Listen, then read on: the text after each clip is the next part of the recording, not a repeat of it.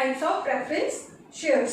इसमें सबसे पहले नंबर पे है रिडीमेबल प्रेफरेंस शेयर्स। रिडीम मतलब खत्म करना। तो जब एक कंपनी फिक्स्ड पीरियड के लिए शेयर्स इशू करती है और उस फिक्स्ड पीरियड को खत्म होने के बाद उन प्रेफरेंस शेयर होल्डर्स का प्रिंसिपल अमाउंट भी उन्हें वापस कर दिया जाता है, तो हम उनसे कहते हैं रिडीमेबल प्रेफरेंस शेयर्स। तो ठीक है, तो रिडीमेबल प्रेफरेंस शेयर्स का मेन फीचर क्या होता है? They will be redeemed after a fixed period of time.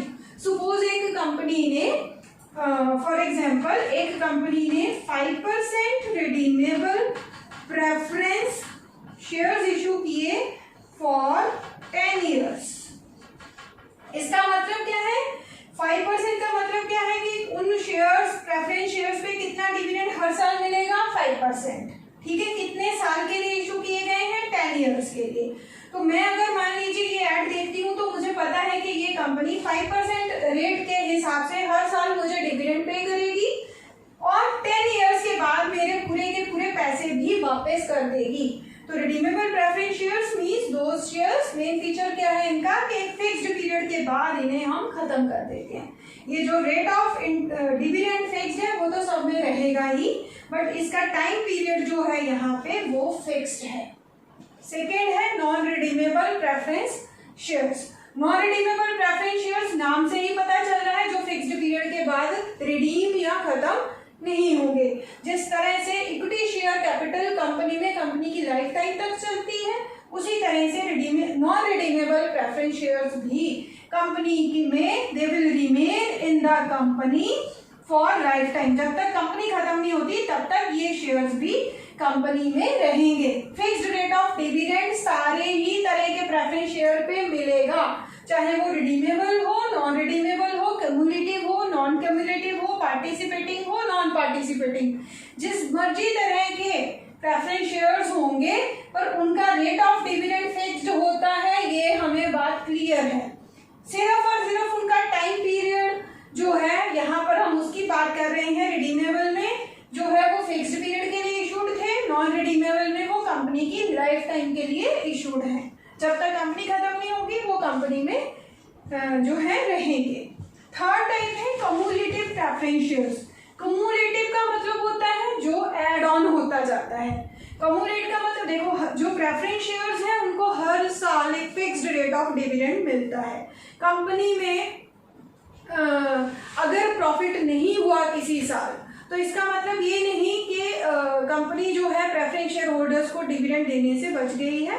तो वो अगर कम्युलेटिव प्रेफरेंस शेयर्स हैं तो इट मींस उनका वो डिविडेंड जो कंपनी में प्रॉफिट ना होने की वजह से कंपनी पे नहीं कर पाई वो जमा होता जाएगा, नेक्स्ट ईयर में एड ऑन होता जाएगा। सपोज 5% प्रेफरेंस शेयर्स थे, 1 लाख शेयर्स इशू किए गए थे, तो इन 1 लाख शेयर्स के ऊपर 5% के हिसाब से 5 लाख का जो डिविडेंड था इस साल देना था।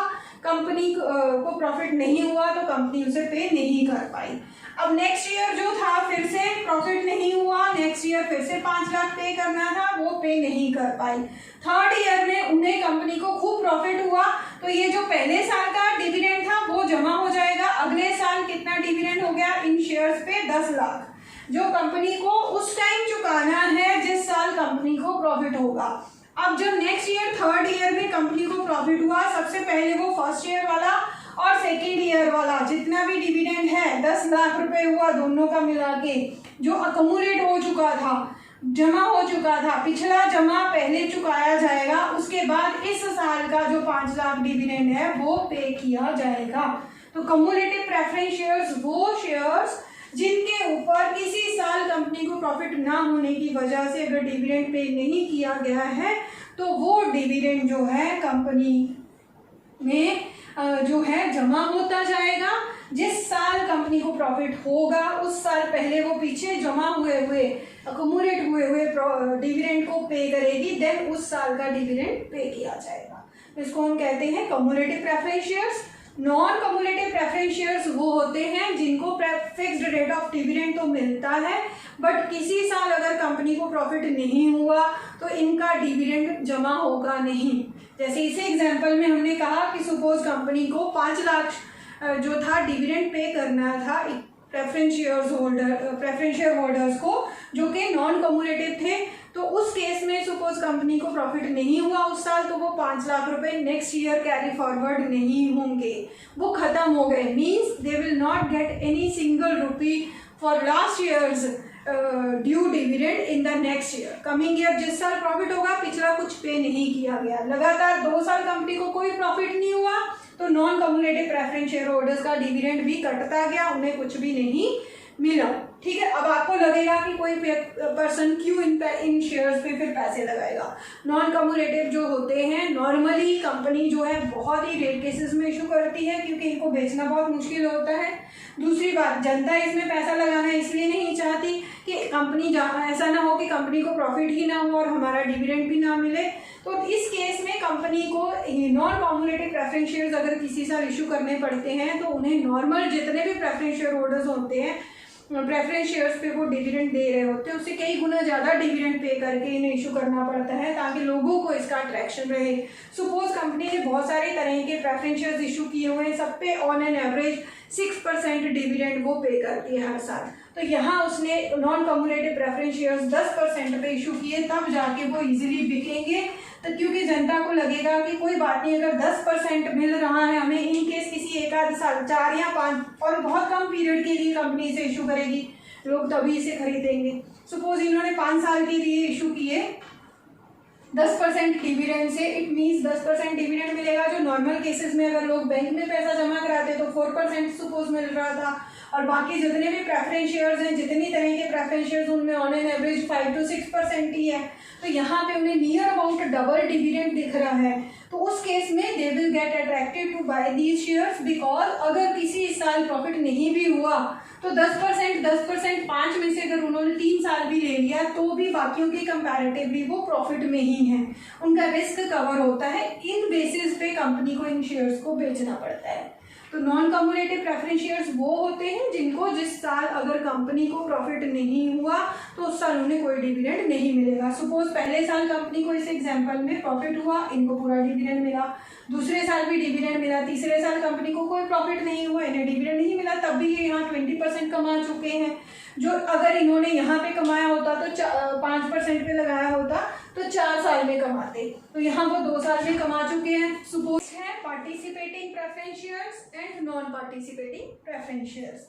पार्टिसिपेटिंग प्रेफरेंस शेयर्स कौन से होते हैं? जैसे कि हमें नाम से ही पता चल रहा है, who can participate in the surplus profits of the company. अब ये सरप्लस प्रॉफिट्स क्या होते हैं ये हम देख लेते हैं कि कंपनी जब भी कंपनी को प्रॉफिट एंड लॉस अकाउंट बनाने के बाद वो देखती है कि उसके जितने भी प्रॉफिट्स हैं उसको डिस्ट्रीब्यूशन करने का एक सीक्वेंस होता है। उस सीक्वेंस में पहले नंबर पे आता है, जब भी उस प्रॉफिट को बांटा जाएगा तो फर्स्ट पहले किसे पे किया जाएगा? अगर कंपनी के पास डिवेंचर्स हैं,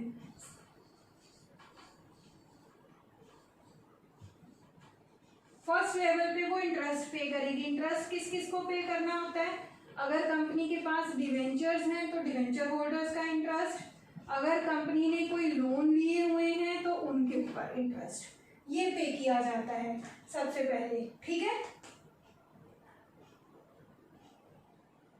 आउटसाइडर्स को पेमेंट करने में सबसे पहले इंटरेस्ट पे किया जाता है। देन एक फिक्स्ड अमाउंट ऑफ रिजर्व्स जो है, reserve transfer to general reserve करने के बाद इंटरेस्ट पे करते हैं हम। देन उसके बाद सेकेंड टर्न आती है डिविडेंड्स की। डिविडेंड में सबसे पहले पेमेंट किसे की जाती है? प्रेफरेंस शेयर्स को, जो उनका फिक्स्ड रेट ऑफ डिविडेंड था वो पे किया जाता है। फिर जो बचेगा वो किसको पे किया जाता है? जो बचेगा उसमें से हम क्या करते हैं, रिजर्व्स एंड सरप्लस को ट्रांसफर करते हैं। जितना भी परसेंट फिक्स होता है according to company law board, एक फिक्स्ड अमाउंट हर साल कंपनी को रिजर्व्स एंड सरप्लस में ट्रांसफर करना पड़ता है। उस फिक्स्ड अमाउंट से ज़्यादा भी कोई कंपनी ट्रांसफर कर सकती है, बट मिनिमम उतना उसे करना ही पड़ता है। तो वो ट्रांसफर टू जनरल रिजर्व करने के बाद फिर बारी आती है इक्विटी शेयर होल्डर्स की डिविडेंड की। इक्विटी डिविडेंड, अब जो इक्विटी शेयर होल्डर्स को भी डिविडेंड दे दिया, उसके बाद भी प्रॉफिट जो बच जाता है उस प्रॉफिट को हम कहते हैं सरप्लस प्रॉफिट। ये सरप्लस प्रॉफिट कोई भी कंपनी चाहे तो डायरेक्टली वो अपने बैलेंस शीट में ट्रांसफर कर देती है रिजर्व्स एंड सरप्लस अकाउंट में। और कई बार कुछ केसेस में ऐसा होता है कि कंपनी सोचती है कि इस साल इस सरप्लस प्रॉफिट को भी डिस्ट्रीब्यूट कर दिया जाए। तब उस डिस्ट्रीब्यूशन में इस सरप्लस प्रॉफिट को जब हम डिस्ट्रीब्यूट करते हैं तो डिवेंचर होल्डर्स ये वाला ऑप्शन फिर सेकेंड टर्म में ये नहीं रहेगा। इंटरेस्ट हम ऑलरेडी पे कर चुके हैं, ये आउटसाइडर्स थे। अब डिविडेंड वाला ऑप्शन जो रहेगा, उस डिविडेंड में हम देखते हैं अगर तो ये प्रेफरेंस शेयर्स पार्टिसिपेटिंग थे तब अपना फिक्स अमाउंट ऑफ डिविडेंड लेने के बाद भी उन्हें पूरा राइट रहेगा कि इनको भी इसका कुछ ना कुछ हिस्सा जो है पार्टिसिपेटिंग प्रेफरेंस शेयर्स को इस सरप्लस प्रॉफिट का हिस्सा इन्हें दिया जाएगा। ठीक है, तो इनको भी प्रेफरेंस शेयर होल्डर्स को इस सरप्लस प्रॉफिट में से पहले हिस्सा दिया जाएगा क्योंकि इनका नाम ही प्रेफरेंस है, तो हमेशा इक्विटी से प्रेफरेंस पाएंगे ये। देन उसके बाद जो बचेगा वो इक्विटी शेयर होल्डर्स को दिया जाएगा। ठीक, बट अगर यही प्रेफरेंस शेयर्स नॉन पार्टिसिपेटिंग होंगे, इसका मतलब उन्हें अपना फिक्स्ड रेट ऑफ डिविडेंड जो यहाँ पर मिल गया फर्स्ट डिस्ट्रीब्यूशन में वही मिलेगा। जो सरप्लस प्रॉफिट बच गया कंपनी जब वो डिस्ट्रीब्यूट करने लगी है तब in non participating preference share holders को कोई भी अमाउंट इसमें से सरप्लस प्रॉफिट में से कुछ भी शेयर नहीं करवाया जाएगा। Convertible and non convertible preference shares. Convertible preference shares वो होते हैं कन्वर्टिबल मीन्स जिनको कि कन्वर्ट किया जा सके किसी और फॉर्म में। किस और फॉर्म में? या तो डिवेंचर्स में, या कैश में, या फिर इक्विटी शेयर्स में। ठीक है, तो कन्वर्टिबल प्रेफरेंस शेयर्स वो होते हैं जो एक फिक्स्ड पीरियड के लिए इशूड थे। उस फिक्स्ड पीरियड खत्म होने के बाद प्रेफरेंस शेयर होल्डर्स को कंपनी के द्वारा ऑप्शन दिया जा सकता है कि वो अपने इन कन्वर्टिबल प्रेफरेंस शेयर्स को चाहे तो इक्विटी शेयर्स में या डिवेंचर्स में या फिर कैश में, तीनों में से जो भी ऑप्शंस वो चूज करना चाहते हैं कंपनी उन्हें तीनों में से कोई भी ऑप्शन दे सकती है। ठीक है, सपोज कंपनी ने 10 साल के लिए कन्वर्टिबल प्रेफरेंस शेयर्स इशू किए थे, 10 साल उन्हें आराम से डिविडेंड मिलता रहा, तो अब वो प्रेफरेंस शेयर होल्डर्स चाहते हैं कि कंपनी के साथ जुड़े रहें और कंपनी भी चाहती है कि उन्हें जो पैसा प्रेफरेंस शेयर्स की फॉर्म में लोगों से मिला हुआ है वो उसी के पास रहे, वापस ना करना पड़े। तो वो कंपनी ने सपोज उन्हें ऑप्शन दे दिया कि अब 10 साल खत्म हो गए हैं, आपको ऑप्शन दिया जाता है you can convert your shares into equity shares. ठीक है, तो इक्विटी शेयर्स में कन्वर्ट कर सकते हो या अमाउंट जो है डिवेंचर्स में ट्रांसफर कर सकते हो या फिर आप कैश में कन्वर्ट कर सकते हो। अगर वो कंपनी के साथ जुड़े रहना चाहते हैं तो अगर लाइफ टाइम के लिए जुड़े रहना चाहते हैं तो वो इक्विटी शेयर्स को ऑप्ट कर सकते हैं, पर इक्विटी शेयर्स में रेट ऑफ डिविडेंड फिक्स नहीं है। अगर वो चाहते हैं कि फिर आगे कुछ फिक्स्ड टाइम पीरियड के लिए उन्हें जुड़ना है, मान लीजिए फिर 10 साल के डिवेंचर्स उनके लिए उन्होंने बोल दिया कि 10 साल के लिए डिवेंचर्स में हम इन्हें कन्वर्ट कर देते हैं, नेक्स्ट 10 ईयर्स के लिए आप कंपनी के साथ जुड़े रहोगे। इससे क्या फायदा रहेगा, आपको डिवेंचर्स पे इंटरेस्ट भी एक फिक्स रेट पे मिलता रहेगा और आपको रिस्क भी नहीं रहेगा कि किसी साल लॉस हुआ तो मुझे कुछ नहीं मिलेगा, क्योंकि डिवेंचर होल्डर्स को कंपनी में प्रॉफिट हो या लॉस हर हालत में इंटरेस्ट मिलेगा ही मिलेगा। तो उस केस में रिस्क भी नहीं है फिर से जुड़े रहने से, और लॉन्ग रन के लिए आप कंपनी के साथ जुड़ सकते हो। अगर वो चाहते हैं कि हमें कंपनी में नहीं अभी आगे और नहीं कंटिन्यू करना है तो फिर वो अपने पैसे वापस ले सकते हैं। तो तीनों ऑप्शंस जिनमें दे सकते हैं, कन्वर्टिबल जो which can be converted into shares, equity shares और डिवेंचर्स और cash after a fixed period of time, उन्हें हम कहते हैं कन्वर्टिबल प्रेफरेंस शेयर्स।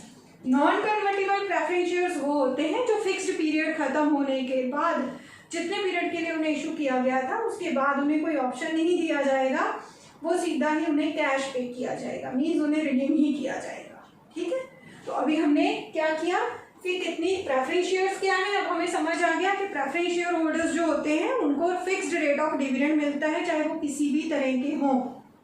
दूसरा point, they are the creditors of the company, और उनको वोटिंग राइट सिर्फ और सिर्फ कुछ लिमिटेड केसेस में मिलता है जिन केसेस में उनका इंटरेस्ट डायरेक्टली इन्वॉल्व हो।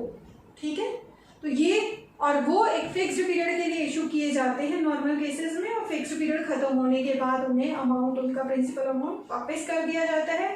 ये 3 मेन फीचर हैं प्रेफरेंस शेयर्स के। तो प्रेफरेंस शेयर्स कितनी तरह के हैं वो भी हमने कर लिए, redeemable and non redeemable. Redeemable जो फिक्स्ड पीरियड के बाद जिनका प्रिंसिपल अमाउंट भी वापस कर दिया जाएगा। नॉन रिडीमेबल जो फिक्स्ड पीरियड के लिए इशूड नहीं थे, वो कंपनी में इक्विटी शेयर कैपिटल की तरह कंपनी की लाइफ टाइम तक चल सकते हैं। दूसरे हैं cumulative non cumulative. Cumulative preference shares वो थे जिनमें अगर किसी साल कंपनी को प्रॉफिट नहीं हुआ तो उनका डिविडेंड कम्युलेट होता जाएगा, नेक्स्ट ईयर्स में कैरी फॉरवर्ड करके हम उसे उस साल तक लेके जाएंगे जिस साल तक कंपनी को profit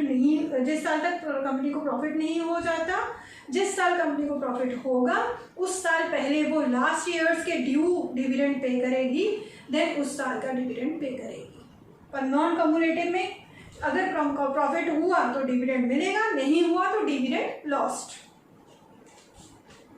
convertible non convertible. Convertible वो थे प्रेफरेंस शेयर्स जिनको एक फिक्स्ड पीरियड के बाद हम इक्विटी शेयर्स में या डिवेंचर्स में या कैश में, तीनों ऑप्शंस जिनके साथ अवेलेबल होती हैं, कन्वर्ट किया जा सकता है।